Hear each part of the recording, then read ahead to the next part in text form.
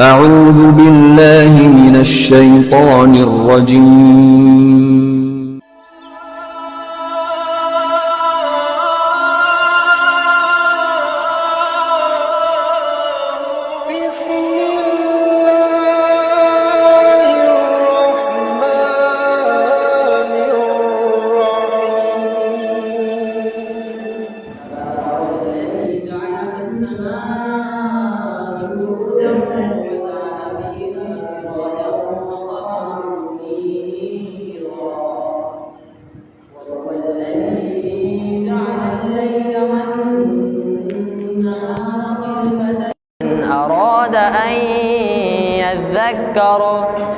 لمن أراد أن يذكر أو أراد شكورا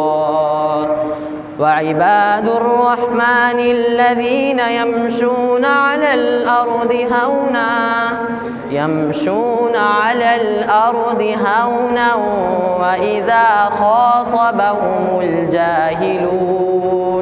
وإذا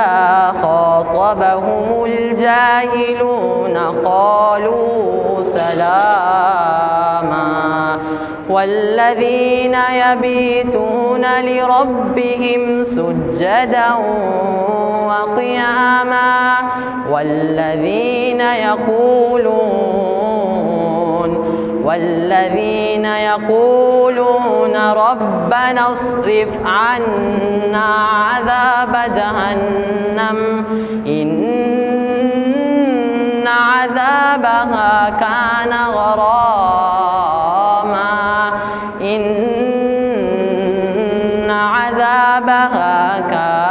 غراما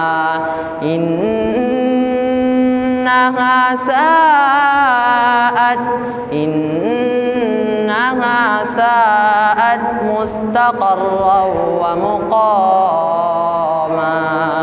صدق الله العظيم. لا إله إلا الله لا إله إلا الله حسبي ربي جل الله ما في قلبي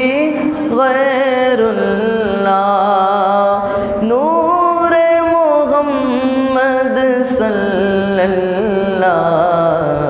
لا الہ الا اللہ لا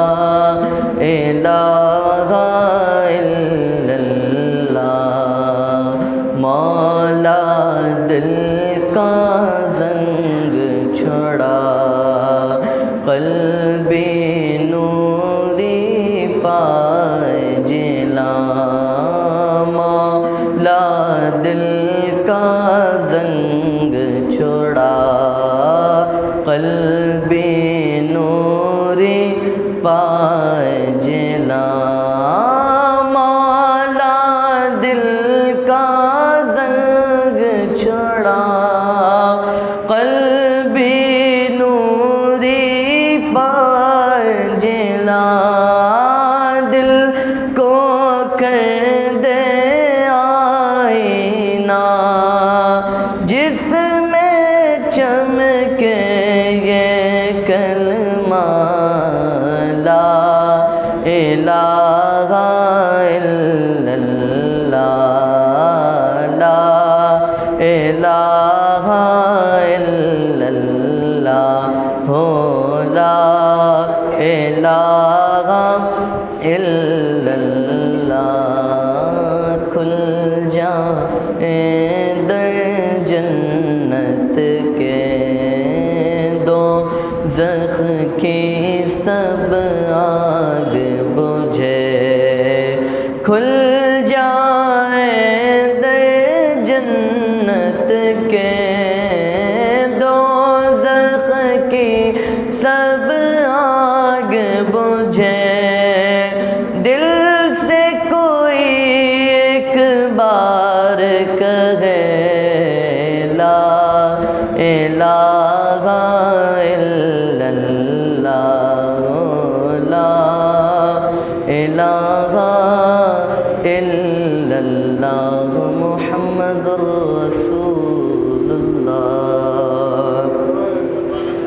صلی علی نبینا صلی علی محمد صلی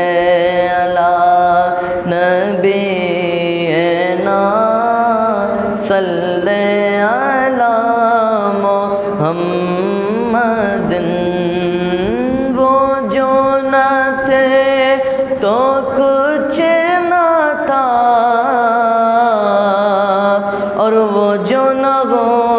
تو کچھ نہ ہو وہ جو نہ تھے تو کچھ نہ تھا وہ جو نہ ہو تو کچھ نہ ہو جان ہے وہ جہان کی جان ہے وہ جہان کی جان ہے تو جہان ہے صلی علی نبینا صلی علی محمد ہم بھی مدینے جائیں گے آج نہیں تو کل سگے ہم بھی مدینے جائیں گے آج نہیں تو کل سگے آقا ہمیں بلائیں گے پیارے آقا ہمیں بلائیں گے آج نہیں تو کل سگے صلی علی نبینا صلی علی محمد جب گنبد خضرا پہ وہ پہلی نظر گئی جب گنبد خضرا پہ وہ پہلی نظر گئی جب گنبد خضرا پہ وہ پہلی نظر گئی جب گنبد خضرا پہ وہ پہلی نظر گئی آنکھوں کے راستے میرے دل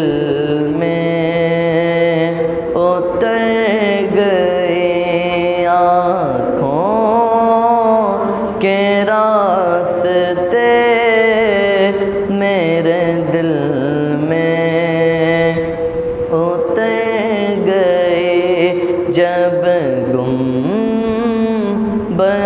خضرا پہ وہ پہلی نظر گئی جب گنبد خضرا پہ وہ پہلی نظر گئی طیبہ سے لوٹنا کسی عاشق سے پوچھئے طیبہ سے لوٹنا کسی عاشق سے پوچھئے ایسا لگے کہ روح بدن سے گزر گئے ایسا لگے کہ روح بدن سے گزر گئے جب گنبد خضرا پہ وہ پگلی نظر گئی اور جو کہہ سکا نہ وہ بھی ملی وہ مراد بھی جو کہہ سکا نہ لب سے ملی وہ مراد بھی میرے سکوت پہ بھی شاہ کی نظر گئی میرے سکوت پہ بھی شاہ کی نظر گئے جب گنبد خضرا پہ وہ پگلی نظر گئے آواز عبید تیری بفیضان نعت ہی آواز عبید تیری بفیضان نعت ہی سینوں میں عاشقان نبی کے اتر گئی سینوں میں عاشقان نبی کے اتر گئی جب گنبد خضرا پہ وہ پگلی نظر گئی آنکھوں کے راستے میرے دل میں اتر گئی بے کمال ہی کشف دجا بے جمال ہی حسنت جمیع و خصال ہی صلو علیہ و آلہ صلو علیہ و آلہ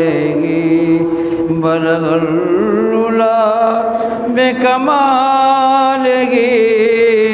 کشف الدجا بجمالہ حسنت جمیع و خصالہ صلو علیہ و آلہ صلو علیہ و آلہ وہ کمال حسن حضور ہے کہ گمان نقص جہاں نہیں یہی پھول خار سے دور ہے یہی پھول خار سے دور ہے یہی شمع ہے کہ دعا نہیں بلغ العلا بکمالہ کشف الدجا بجمالہ حسنت جمیع خصالہ صلوا علیہ وآلہ صلوا علیہ وآلہ بخدا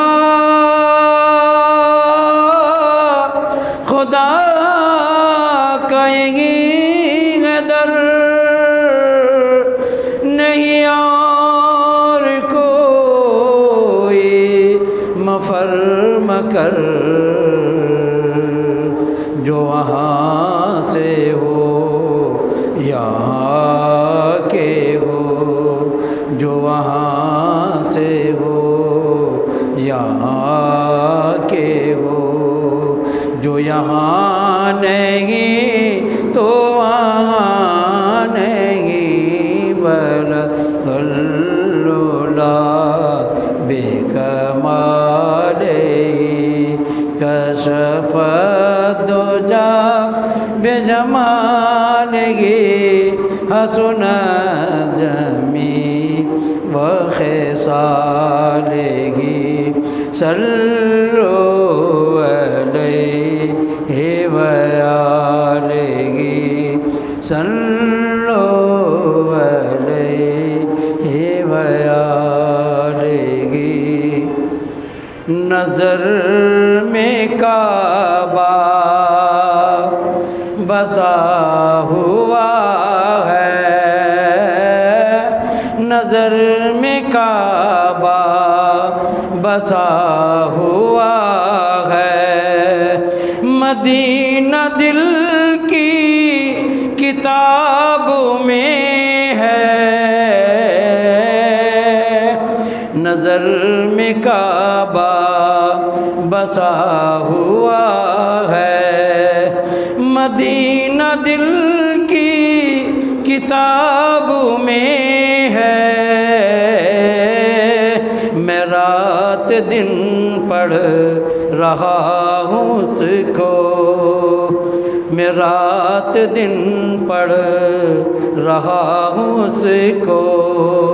جو زندگی کی نصاب میں ہے میں رات دن پڑھ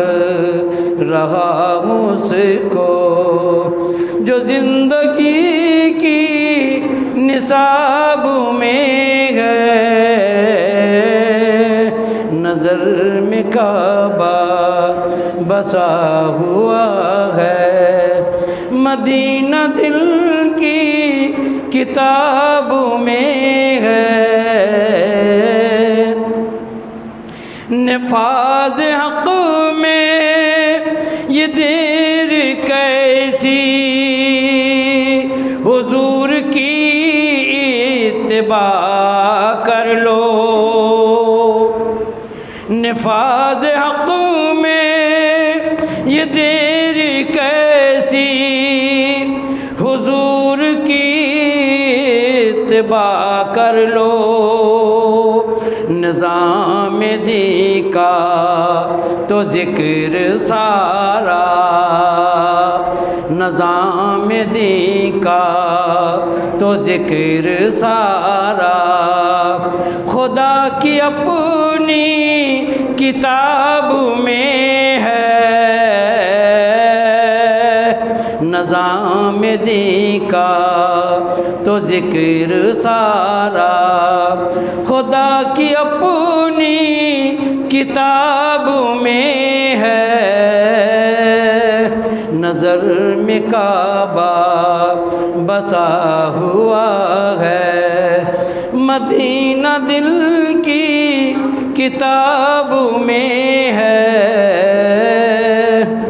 یہ کیسا انداز فکر بدلا یہ کیسا انداز ذکر بدلا یہ کیسا انداز فکر بدلا یہ کیسا انداز ذکر بدلا دعا سے پہلے ہی جس کو دیکھو، دعا سے پہلے ہی جس کو دیکھو، وہ صرف فکر ثواب میں ہے، دعا سے پہلے ہی جس کو دیکھو، وہ صرف فکر ثواب میں ہے، نظر میں کعبہ بسا ہوا ہے، مدینہ دل کی کتاب میں ہے، ملی جسے خاک پائے احمد، چمک گئی سمجھو اس کی قسمت، ملی جسے خاک پائے احمد، چمک گئی سمجھو اس کی قسمت، بھلا ہو کیوں اس کو کیوں خوف محشر، بھلا ہو کیوں اس کو خوف محشر، جو آپ کے انتخاب میں ہے، بھلا ہو کیوں اس کو خوف محشر، جو ان کے آپ کی نقاب میں ہے، بھلا ہو کیوں اس کو خوف محشر، جو آپ کے انتخاب میں ہے، میں رات دن پڑھ رہا ہوں اس کو، جو زندگی کی نصاب میں ہے، گناہ کی گٹھری لدی ہے سر پر، لرز رہا ہے بدن بھی تھر تھر، گناہ کی گٹھری لدی ہے سر پر، لرز رہا ہے بدن بھی تھر تھر، نبی کا صدقہ خدا کرم کر، نبی کا صدقہ خدا کرم کر، یہ تیرا بندہ عذاب میں ہے، نبی کا صدقہ خدا کرم کر، یہ تیرا بندہ عذاب میں ہے، نظر میں کعبہ بسا ہوا ہے، مدینہ دل کی کتاب میں ہے، میں رات دن پڑھ رہا ہوں اس کو، جو زندگی کی نصاب میں ہے۔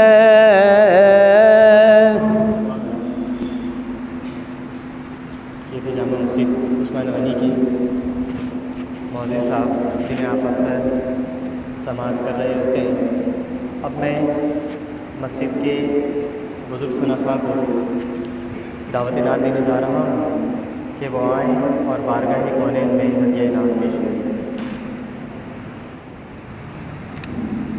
اعوذ باللہ من الشیطان الرجیم، بسم اللہ الرحمن الرحیم، بلغ العلا بکمالہ، کشف الدجا بجمالہ، حسن جمیع خصالہ، صلو علیہ وآلہ۔ کیا خبر کیا سزا مجھ کو ملتی، میرے آقا نے عزت بچا لی، کیا خبر کیا سزا مجھ کو ملتی، میرے آقا نے عزت بچا لی، فرض عصیاں میری مجھ سے لے کر، فرض عصیاں میری مجھ سے لے کر، مجھ پہ رحمت کی چادر ہے ڈالی، وہ عطا پر عطا کرنے والے اور ہم بھی نہیں ٹلنے والے، وہ عطا پر عطا کرنے والے اور ہم بھی نہیں ٹلنے والے، جیسی چوکھٹ ہے ویسی بھکاری،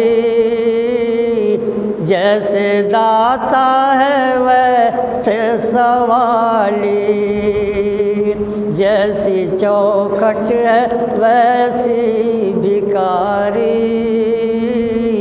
جیسا داتا ہے ویسے سوالی،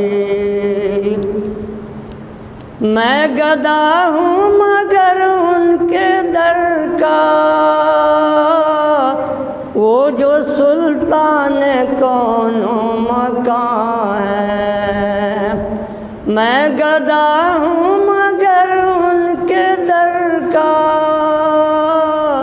وہ جو سلطان کون و مکان ہے، یہ غلامی بڑی مستند ہے، میرے سر پر ہے تاج بلالی، یہ غلامی بڑی مستند ہے، میرے سر پر ہے تاج بلالی، میں مدینے سے کیا گیا ہوں، زندگی جیسے بجھتی گئی ہے، میں مدینے سے کیا آ گیا ہوں، زندگی جیسے بجھتی گئی ہے، گھر کے اندر فضا سونی سونی، گھر کے باہر سما خالی خالی، گھر کے اندر فضا سونی سونی، گھر کے باہر سما خالی خالی، میری عمر رواں اب ٹھہر جا، اب سفر کی ضرورت نہیں ہے، میری عمر رواں اب ٹھہر جا، اب سفر کی ضرورت نہیں ہے، ان کے قدموں میں میری جبی ہے اور ہاتھوں میں روزے کی جالی، ان کے قدموں میں میری جبی ہے اور ہاتھوں میں روزے کی جالی، کیا خبر کیا سزا مجھ کو ملتی، میرے بکھیریں حضرت علامہ و مولانا مفتی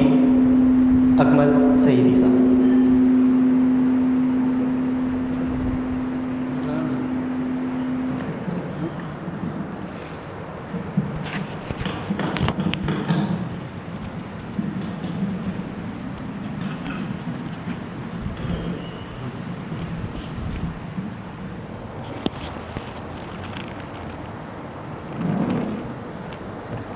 اسپیکر چل رہے ہیں جی، باہر کا تو نہیں۔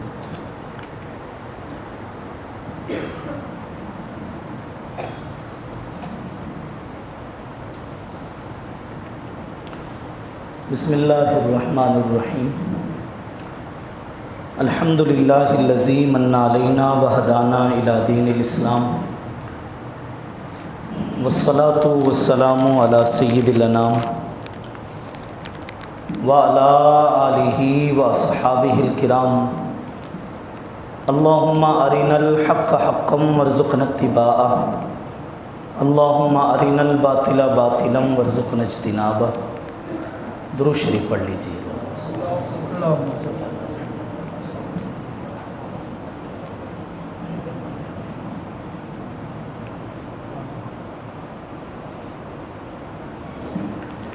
حاضرین و سامعین، رب تعالیٰ کے فضل و کرم سے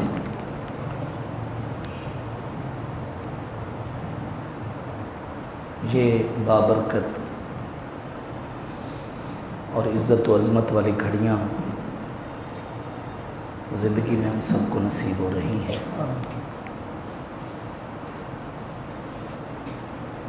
بالعموم آپ سب کا اور بالخصوص مسجد حاضہ کی انتظامیہ کا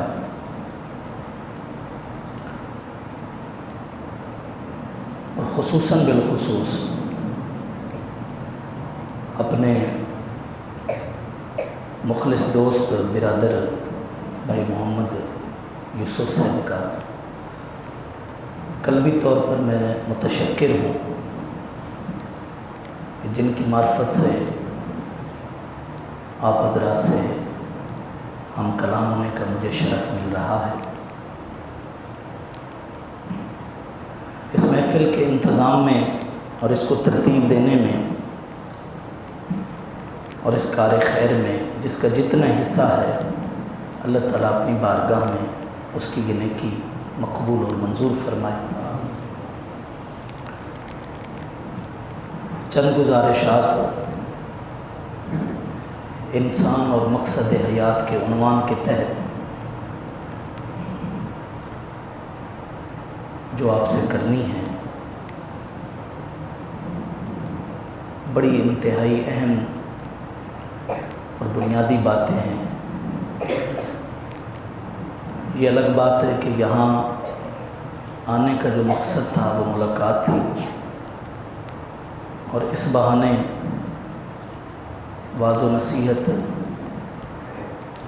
امر بالمعروف نہی عن المنکر، تبلیغ دین، جو بڑے مقدس فریضے ہیں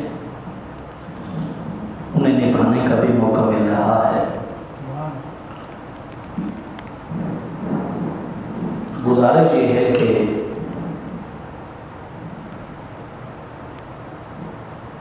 ہم انسان اپنے وجود اور اپنی مقدار کے اعتبار سے اس کائنات کی بڑی چھوٹی سی مخلوق ہے۔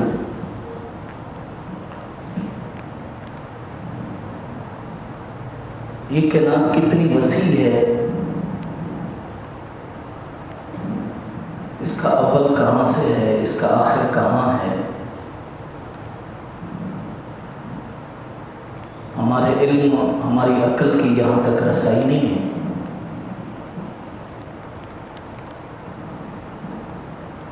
ہم شاید الائچی کے دانے، امرود کے بیج اور ریت کے ذرے سے چھوٹی چیز نہ جانتے ہوں۔ یہ ہمارے علم کی کمی ہے، لیکن قادر اس سے بھی چھوٹی چیز پیدا کرنے پر قادر ہے۔ ہم شاید بڑے بڑے سیارے، بڑی بڑی کہکشاؤں کی وسعت کا جو علم رکھتے ہیں، ان سے زیادہ وسیع چیز کے بارے میں علم نہ بھی رکھتے ہوں، لیکن پیدا کرنے والے نے ان سے بھی بڑی بڑی چیزیں پیدا کر رکھی ہیں. ہمیں کائنات کی وسعتوں کی پیمائش کا مکلف نہیں بنایا گیا. ہمیں کائنات میں غور و فکر کی دعوت دی گئی ہے.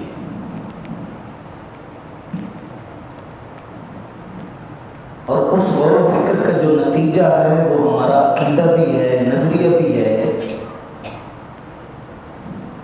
اور یوں سمجھے ہمارے علم کی آخری حد بھی ہے. وہ نتیجہ یہ ہے کہ ہم یہ تو نہیں جانتے کائنات کتنی بڑی ہے، لیکن یہ ضرور جانتے ہیں کہ اس نے یہ سارے کا سارا نظام ایک مقصد کے تحت بنایا ہے. بڑی سی بڑی چیز، چھوٹی سے چھوٹی چیز، کوئی بھی چیز اللہ تعالیٰ نے بے فائدہ پیدا نہیں کی. اگر ہم یہ چیز جان لیں، یہ سمجھ لیں، یہ بھی علم کا ایک بہت بڑا باب ہے. اس لیے کہ خالق کائنات نے جنہیں دانشور کہا ہے، عقل مند کہا ہے، دانا کہا ہے، سمجھدار کہا ہے، اولو الالباب کہا ہے، وہ ہیں جو یتفکرون فی خلق السماوات والارض ربنا ما خلقت ھذا باطلا. قرآن مجید کی تیسری سورت سورہ آل عمران کے آخری رکوع میں آیت نمبر 191 میں باری تعالیٰ کے ارشاد گرامی ہے کہ عقل والے وہ ہیں جو میری کائنات میں غور و فکر کرتے ہیں، اور غور و فکر کے بعد اپنی زبان سے اقرار کرتے ہیں کہ اے ہمارے پروردگار، تو نے کوئی بھی چیز باطل نہیں بنائی، بے مقصد نہیں بنائی، بے فائدہ نہیں بنائی. قرآن مجید کی 38 نمبر سورت سورہ صاد کی آیت نمبر 27 کے اندر آسمان و زمین کی تخلیق کے بارے میں اللہ نے فرمایا وَمَا خَلَقْنَا السَّمَاءَ وَالْأَرْضَ وَمَا بَيْنَهُمَا بَاطِلًا. آسمان ہے، زمین ہے، یہ جو کچھ ان کے درمیان ہے، کوئی بھی چیز ہم نے باطل نہیں بنائی، بے مقصد نہیں بنائی. قرآن مجید کے واضح ارشادات سے یہ علم ہمارے پاس پہنچ گیا، ہمارا یہ عقیدہ ہو گیا، ہم مسلمانوں کی یہ سوچ ہو گئی کہ ٹھیک ہے کائنات کے ہم رازوں سے تو واقف نہیں ہیں، لیکن اس کے مقصد سے واقف ہیں. بس یوں سمجھیے کہ اللہ رب العزت نے صرف اس کائنات کو بنایا نہیں ہے، اس کو سجایا بھی ہے، اس کے تقاضوں کو پورا بھی کیا ہے. کائنات کی ہر وہ مخلوق جس کا فطری تقاضا تھا، اس کی طبیعت کا تقاضا تھا، ہر جاندار کو جو کچھ چاہیے تھا پیدا کرنے والے نے اسے بخشا ہے. جسے جان ملی ہے، جسے روح ملی ہے، ظاہر ہے اس نے زندگی گزارنی ہے، تھوڑی زیادہ جو بھی ہے اسے گزارنی ہے. انسان سے ہٹ کر دیگر جتنی بھی مخلوقات ہیں، جیسے عدل کی تعریف کی جائے، جس عدل کو ہم انصاف کہتے ہیں، تو اسے کہتے ہیں وضع الشیء فی موضعہ، ہر چیز کو اس کے محل میں رکھنا، حق والے کو اس کا حق دینا. اللہ تعالیٰ نے کائنات کی ہر چیز کو اس کا حق دیا ہے، اس کے محل میں رکھا ہے. وَمَا مِن دَابَّةٍ فِي الْأَرْضِ وَلَا طَائِرٍ يَطِيرُ بِجَنَاحَيْهِ إِلَّا أُمَمٌ أَمْثَالُكُمْ. قرآن مجید کی 6 سورت سورہ انعام کے اندر اللہ پاک نے فرمایا کہ ہواؤں میں اڑنے والے اپنے پروں کے ساتھ جو پرندے ہیں، زمین پہ رینگنے والے جتنے بھی جاندار ہیں، ہر وہ چیز جو چل رہی ہے، اڑ رہی ہے، امثالکم، یہ بھی تمہاری طرح کے ایک گروہ ہیں، ان کی بھی ایک زندگی ہے، ان کا بھی ایک رہن سہن ہے، ان کو بھی ایک طرز معاش ملا ہوا ہے. اس لیے آپ دیکھیے 1000 سال سے یہ نظام ہمارے سامنے ہے. سورج کو مشرق سے طلوع ہونا ہے اور مغرب مغرب میں غروب ہو جانا ہے۔ چاند کو سورج سے روشنی لے کر پہلے 15 دن بڑھنا ہے، اگلے 15 دن اس کو گھٹ جانا ہے۔ یہ چیزیں ہمارے سامنے ہیں، ایسے لگ رہا ہے کہ پڑھانے والے نے ان کو پڑھا دیا اور جیسے کوئی چیز گھول کر پلا دی جاتی ہے، انہیں یہ سبق پڑھا دیا گیا ہے کہ تم نے اسی طرح ہی چلنا ہے، اور جس طرح ان کی ڈیوٹی رب نے لگائی ہے وہ اپنی ڈیوٹی نبھا رہے ہیں۔ جب رب کو حکم ہوگا مشرق کی بجائے سورج مغرب سے طلوع ہو جانا ہے، جب رب کو حکم ہوگا یہ چاند ستاروں نے لپٹ جانا ہے، ختم ہو جانا ہے۔ اسی طرح مزید آگے بڑھے، کبھی آپ نے یہ نہیں سنا، ہم نے یہ نہیں سنا، ہم نے یہ نہیں پڑھا، ہم نے یہ نہیں دیکھا کہ گھونسلوں میں رہنے والی مخلوق نے بلوں اور سوراخوں میں رہنے والی مخلوق سے معاہدہ کر لیا ہو کہ جناب مدت سے ہم اس میں رہ رہے ہیں، یہ جگہ ہم چھوڑنا چاہتے ہیں، تم ہماری جگہ آ جاؤ، ہم تمہارے مکان میں چلے جاتے ہیں۔ ایسا نہیں ہے۔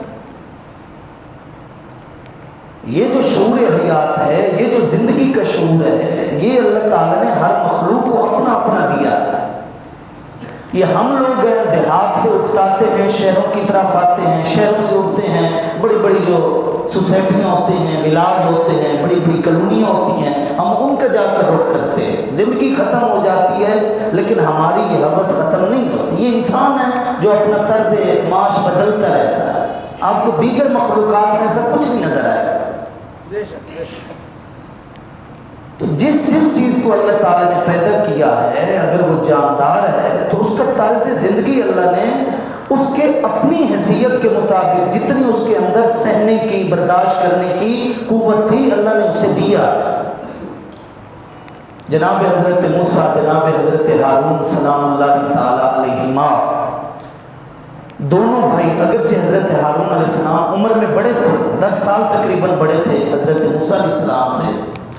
لیکن مرتبہ نبوت میں حضرت موسیٰ علیہ السلام کو فوقیت حاصل تھی۔ دونوں بھائی جب فرعون کے دربار میں گئے اور فرعون کو تبلیغ کی اور اللہ کی بارگاہ کی دعوت دی، فرعون نے تو اعلان کر رکھا تھا انا ربکم الاعلی، کہ اس رعایا کا میں رب ہوں۔ اب وہ بڑا حیران ہوا کہ موسیٰ جس کو پالا بھی میں نے ہے، میرے گھر میں پلا ہے، یہ مجھے کس رب کی طرف دعوت دینے آیا ہے؟ قرآن مجید کی 20ویں سورہ طٰہٰ کی آیت نمبر 49 اور آیت نمبر 50، یہاں پر یہ مضمون موجود ہے۔ اس نے سوال کیا من ربکما یا موسیٰ، کون ہے تمہارا پروردگار، رب کون ہے تمہارا؟ اس نے سمجھا کہ میں بھرے دربار میں ایک ایسا سوال کر رہا ہوں جس کا جواب موسیٰ کے پاس نہیں ہوگا،